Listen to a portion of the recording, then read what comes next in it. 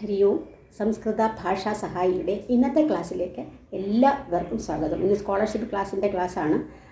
അതായത് നമ്മൾ 8 തരത്തിലുള്ള ക്വസ്റ്റ്യൻസ് നമ്മൾ പഠിച്ചു. 8 തരത്തിലുള്ള ക്വസ്റ്റ്യൻസ് ഡിസ്കസ് ചെയ്ത് കഴിഞ്ഞു. അടുത്തത് 9ാമത്തെ നോക്കിക്കോളൂ. പ്രദത്തസ്യ ധാതോഹോ അവ്യയപദം ഉപയുജ്യ പൂരേത. പൂരേത എന്ന് പറഞ്ഞാൽ പൂരിപ്പിക്കൂ. എങ്ങനെ? പ്രദത്തസ്യ ധാതോഹോ. പ്രദത്തസ്യ എന്ന് പറയുമ്പോൾ ഷഷ്ടി ഏകവചനമാണ്. ധാതോഹോ എന്നുള്ളതും ഷഷ്ടി ഏകവചനമാണ്. ധാതു എന്നുള്ള ഉകാരാന്തമാണ്. ധാതോഹോ പ്രദത്തസ്യ തന്നിരിക്കുന്ന ധാതുവിൻ്റെ, ഇവിടെ ധാതുക്കൾ ബ്രാക്കറ്റിൽ തരും. ആ ധാതുവിൻ്റെ അവ്യയപദം, അതിൻ്റെ അവ്യയ രൂപം എങ്ങനെ വരും എന്നുള്ളത് ഉപയോഗിച്ച് പൂരിപ്പിക്കുക എന്നുള്ളതാണ്. അവ്യയം എന്താണെന്ന് ഞാൻ പറഞ്ഞു തന്നിട്ടുണ്ട്. അതിന് പ്രത്യേക ക്ലാസ്സും എടുത്തിട്ടുണ്ട്. അഹം സംഗീതം ഡാഷ് ഇച്ഛാമി. ഇച്ഛാമി എന്ന് പറഞ്ഞാൽ ഇഷ്ടപ്പെടുന്നു, ആഗ്രഹിക്കുന്നു എന്നൊക്കെ പറയും. ആഗ്രഹിക്കുന്നു.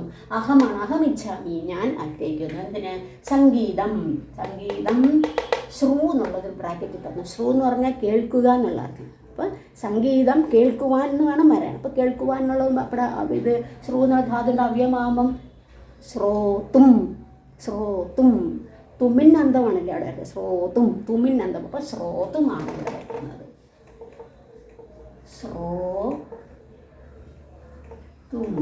ശ്രോത്തും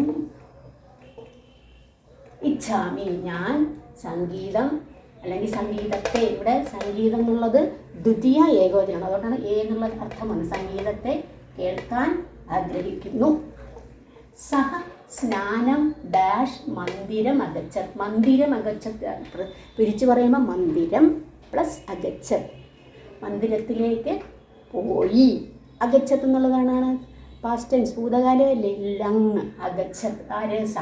സഹ സ്നാനം, അവൻ സ്നാനം കുളി ചെയ്തിട്ട് മന്ദിരത്തിലേക്ക് പോയി എന്നാണ്. അപ്പോൾ കൃ എന്ന് പറഞ്ഞാൽ ചെയ്യുക എന്നുള്ളതാണ്. അപ്പോൾ അവിടെ കൃതയോടെ ത്വാന്തമാണ് ചേർക്കുന്നത്. അപ്പോൾ എന്ത് ചെയ്യും? സഹസ്നാനം കൃത്വ, ചെയ്തിട്ട്.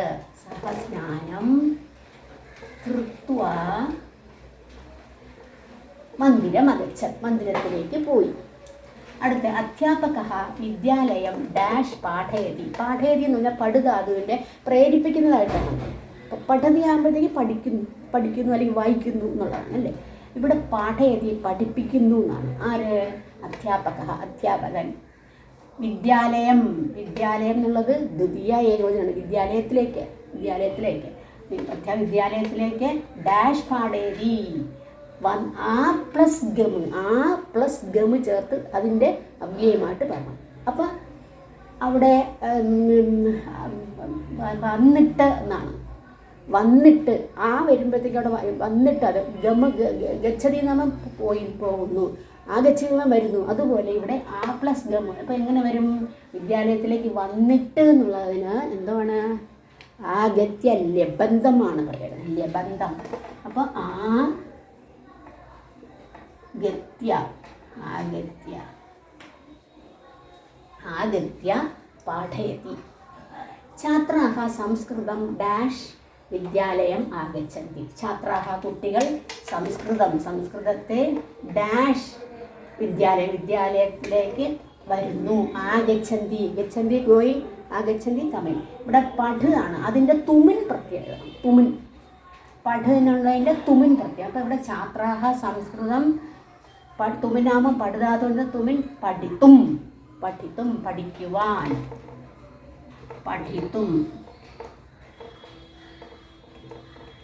ഛാത്രാഹ സംസ്കൃതം പഠിത്തും വിദ്യാലയം ആഗച്ഛന്തി. കുട്ടികൾ സംസ്കൃതം പഠിക്കുന്നതിനായി വിദ്യാലയത്തിലേക്ക് വരുന്നു. അഹം ജലം ഡാഷ് ഭോജനം ഖാദാമി. ഇവിടെ പാന്ന് പറഞ്ഞാൽ കുടിക്കുക എന്നുള്ള അർത്ഥത്തിൽ. എന്നുള്ളതിൻ്റെ അർത്ഥം എങ്ങനെ വരും? പിബന്തി. പക്ഷേ ഇവിടെ എന്നുള്ളതിന് കൃത്വ ചേർത്ത് പറയണം. അപ്പം കൃതാന്തം വരുമ്പോൾ അഹം ജലം പീത്വ എന്നാണ്. കുടിച്ചിട്ട്. ജലം പീത്വ ഭോജനം ഖാദാമി. ഞാൻ വെള്ളം കുടിച്ചിട്ട് ഭോജനം കഴിക്കുന്നു. എന്നാണ്. അപ്പോൾ ഇതിൽ ചിലതിനകത്തൊക്കെ ബ്രാക്കറ്റിൽ ഇത് റൂട്ട്, അതായത് ധാതു മാത്രം തന്നു, ചിലതിൽ ഇത് കൂടെ ചേർത്ത് തന്നു. അപ്പം നിങ്ങൾ എന്ത് ചെയ്ത് ഇപ്പം തന്നിരിക്കുന്നു പടിൻ്റെ തുമിനാണ് എഴുതേണ്ടതെന്ന്. ഇവിടെ അതുപോലെ പായുടെ കുറായാണ് എഴുതേണ്ടുന്നത്. അങ്ങനെ തരും, ചിലപ്പോൾ അല്ലാതെയും തരാം. അതുകൊണ്ടാണ് അത് രണ്ടിങ്ങനെ തന്നിരിക്കുന്നത്. ഇനിയുള്ള 10ാമത്തെ ടൈപ്പ് ക്വസ്റ്റ്യൻ എന്താണെന്ന് നോക്കിക്കോളൂ. 10ാമത്തെ രേഖാങ്കിത പദം.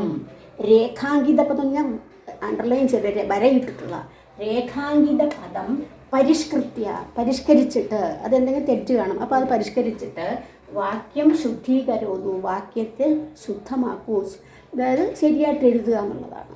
അപ്പോൾ ആദ്യത്തെ നോക്കിക്കോളൂ. അധ്യാപക ശിഷ്യാഹ പാഠ്യന്തേ എന്നാണ്. അപ്പോൾ ഇത് നിങ്ങൾക്ക് ഞാൻ പറഞ്ഞ കർത്തരി പ്രയോഗം കർമ്മണി പ്രയോഗം പഠിപ്പിച്ചിട്ടുണ്ട്, അതിനകത്ത് വരുന്നതാണ്. അധ്യാപക ശിഷ്യാഹ പാഠ്യന്തേ. ഇവിടെ കണ്ടിട്ട് എന്ത് തോന്നുന്നു? ഇത് നമ്മൾ കർത്തരി പ്രയോഗമാണെങ്കിൽ എന്താണ്? കർത്താവ് പ്രഥമയിലും കർമ്മം ദ്വിതീയ വിഭക്തിയിലും വരും. പിന്നെ കർമ്മണി പ്രയോഗമാണെങ്കിലോ കർത്താവ് തൃതീയ വിഭക്തിയിലും കർമ്മം പ്രഥമ വിഭക്തിയിലും വരും. പിന്നെ അതുപോലെ പിന്നെ ക്രിയ എങ്ങനെയായിരിക്കും? ആത്മനേപതിയായിരിക്കും കർമ്മണിയിൽ, മറ്റതിലങ്ങനെയല്ല.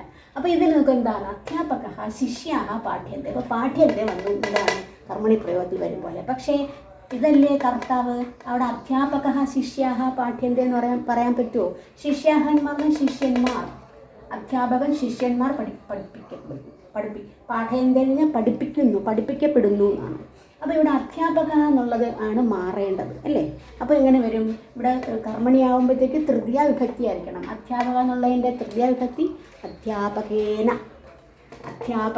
എന്ന് വരും. അധ്യാപകേന എന്ന് വരും.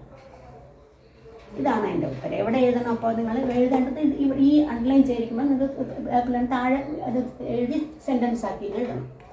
അടുത്തത് അഹം സംസ്കൃതം ഇച്ഛതി.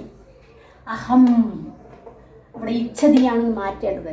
എപ്പോഴും അഹം വരുമ്പോൾ ഉത്തമ പുരുഷൻ അല്ലേ വരേണ്ടത്? ഉത്തമ പുരുഷൻ്റെ പിന്നെ ഏകവചനം വരണം അല്ലേ? അപ്പോൾ ഇച്ഛതി തന്നെ ആഗ്രഹിക്കുന്നു, അത് ഇച്ഛതി എന്ന് പറയുമ്പോൾ സഹ ഇച്ഛതി വരാം. പക്ഷേ അഹം വരങ്ങളോ ഉത്തമ പുരുഷൻ എങ്ങനെ വരും? ഇച്ഛാമി, ഇച്ഛാവഹ, ഇച്ഛാമഹയാണ്. അപ്പോൾ ഇവിടെ അഹം ഇച്ഛതിയല്ല, ഞാൻ സംസ്കൃതത്തെ ഇഷ്ടപ്പെടുന്നു.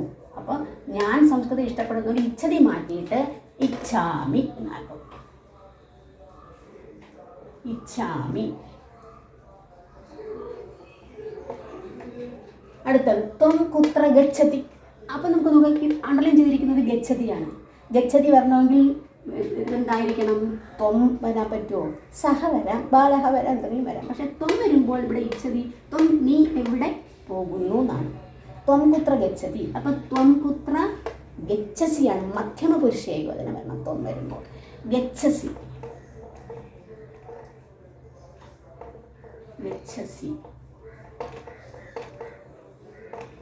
അടുത്തത് വയം പാഠം പഠന്തി. ഇവിടെയും പഠന്തിയിലാണ് അണ്ടർലൈൻ ചെയ്തിരിക്കുന്നത്. പഠന്തി വരുമ്പോഴത്തേക്ക് പഠതി പഠതഃ പഠന്തി വരുമ്പോൾ അത് പ്രഥമ പുരുഷനാണ് വരുന്നത്, പ്രഥമ പുരുഷൻ ബഹുവചനം. അപ്പോൾ ഇവിടെ വയം എന്ന് പറയുമ്പോഴത്തേക്ക് ഉത്തമ പുരുഷൻ ബഹുവചനമല്ലേ വരേണ്ടുന്നത്? പഠാമി പഠാവഹ പഠാമഹ. അപ്പം വയം പഠാമഹയാണ് വരേണ്ടത് അല്ലേ? അപ്പം വയം പാഠം പഠാമഹ.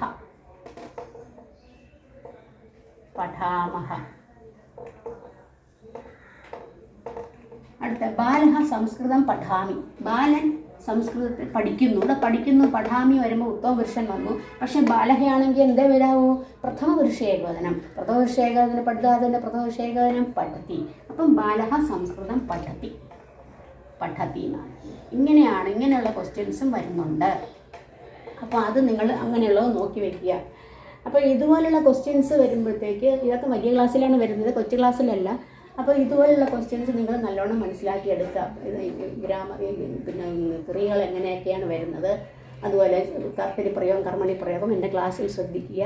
പിന്നെ ഇനി ഇതുപോലുള്ള പിന്നെ ജനറൽ ക്വസ്റ്റ്യൻസ് കുറേ വരാം. അതിപ്പോൾ എല്ലാം കൂടെ പറയാൻ പറ്റില്ല, ജനറൽ ക്വസ്റ്റ്യൻസാണ്. അത് അല്ലാതെ നിങ്ങൾ സാധാരണ വരുമ്പോൾ ജനറൽ ക്വസ്റ്റ്യൻസ് വരുന്നു. പിന്നെ ഞാൻ പഠിപ്പിച്ചിട്ടുള്ള എല്ലാ ഇതും നിങ്ങൾ നല്ലോണം നോക്കുക. അപ്പോൾ നിങ്ങൾക്ക് നല്ലോണം എഴുതാൻ സാധിക്കും. അപ്പോൾ ഇന്നത്തെ ക്ലാസ് ഇവിടെ പൂർണ്ണമാകുകയാണ്. അടുത്ത ക്ലാസ്സിൽ കാണുന്നവരെ എല്ലാവർക്കും നന്ദി, നമസ്കാരം.